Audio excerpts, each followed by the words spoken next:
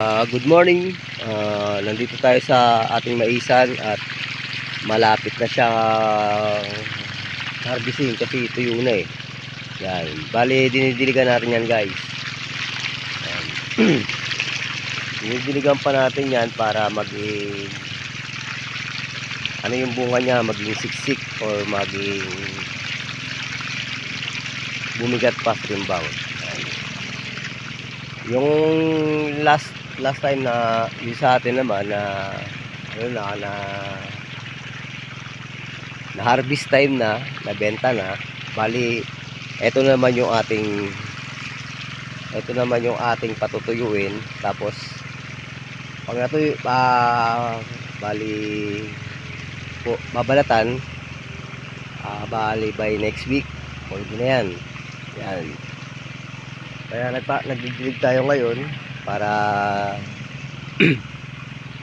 para malaki magsiksik yung bunga niya. Kahit tuyo na yan, pwede nating pag tuyo na yan, pwede nang harvest time. Yan. Tapos pwedeng balatan. Yan. At sa ngayon, pinapatuyo pa natin yan. Yung tuyo bago pandawan yan. Papandawan pala yan para yung pakain sa hayop. Tapos yung matitira, may alaga naman tayong hayop, kaya kaya sa yan, bibiligan natin yan kahit tuyo na yan para maging siksik ang laman niya. At nagpapatubig tayo kasi minsan putol-putol yung tubig sa ilog, mahina at hindi umaabot. Kaya hanggang ngayon ito na lang ang bibiligan natin, itong isang to. Bali ito, dinidiligan natin yan. Pag napuno to, next naman yung kabila. Yan guys. At kung mag-iwan ka lang ng bakas dyan, mag-like and share ka dyan, to follow para tayo updated. Yan guys. At good morning sa inyo dyan. Mag-iingat kayo palagi and God bless. Yan. Minsan kasi tayo nagpo-post tayo ng mga sasakyan, weekend tayo, pero parang may baligtad na ngayon ang panahon ngayon eh. Kaya iwas muna tayo sa post. Pag buyer mo lang. Kaya yun. Kaya ito, yung ginagawa natin, hindi naman para sa akin to, para sa ating pamilya, ganyan. At kahapon nasa dagat tayo, kaya tayo nagkasama natin ang barkada at para nagbanding picnic yan. At ngayon ulit tayo magdidilig, at ngayon ulit tayo nagpandar ng motor para makapagdiligan natin ang lahat. At ito na lang naman ang last na lang to, yung dalawang to. At nahinog na yung niya at tuyo na siya. Yan, tuyo na yung ating mais. At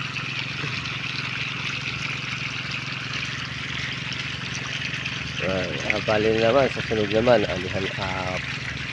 sa June naman taniman na naman ng palay. Kaya sa June naman natin to taniman ng palay to. Itong lupang to, lupa ni Mamang, yung malawak na yan. Yan dito. Tinataniman natin yan para dahil yun, mataas na ngayon gas diesel, crudo, yung diesel na sinasabi nila crudo, diesel yan, mataas na. Kaya minsan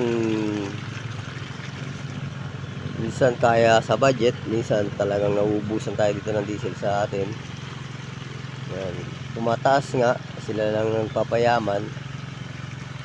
Yan. Yung nagpapayaman dyan, hindi nyo madadala sa langit yan pag namatay kayo. Sa hukay lang ninyo, sa mga pamana nyo, sa mga anak nyo yan. Kaya sinasabi ko sa inyo, huwag kayong maging sakim sa mga salapi. At baguhin nyo na yung buhay nyo. baguhin nyo na yung buhay nyo para pakinabang naman kayo kay Lord. Kasi kung hindi kayo pakikinabang, kung pera lang yung sinasamba nyo, hindi yung yung pera lang yung sinasamba nyo, dapat yun na lang sambahin nyo. Yan, shout out dyan sa mga sakin sa yaman. Tayo mahihirap, yan, ganyan lang ang atin, pero hindi tayo sakin. Kung ano meron tayo, kontento na tayo. Kung ano yung bigay sa atin ng Panginoon, tanggapin natin. Kaya nga diba, sipag-sipag lang. Ayan guys, sipag-sipag lang. Dilig-dilig din pag may time. Yan. At marami naman tayo nahuli kahapon na isda sa dagat. Kaya tayo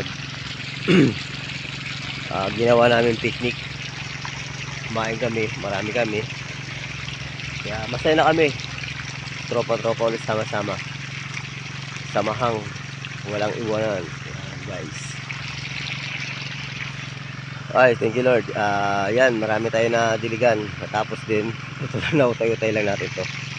Kasi mahina yung tubig sa ilog. Nawawala. Minsan mahina. Ang patak ng tubig, unti-unti lang. Ngayon, puno naman yung ilog. Baka mamaya, ubos na naman yun. Pag next bat na naman dito. Yan, guys. Salamat. Salamat sa inyo. At kahit di man tayo pala rin sa pagbablog, okay lang. Hindi naman natin ibibigay naman sa atin yung Panginoon yan. Yan, salamat Lord. Salamat sa inyo mga guys. At ingat kayo and God bless you.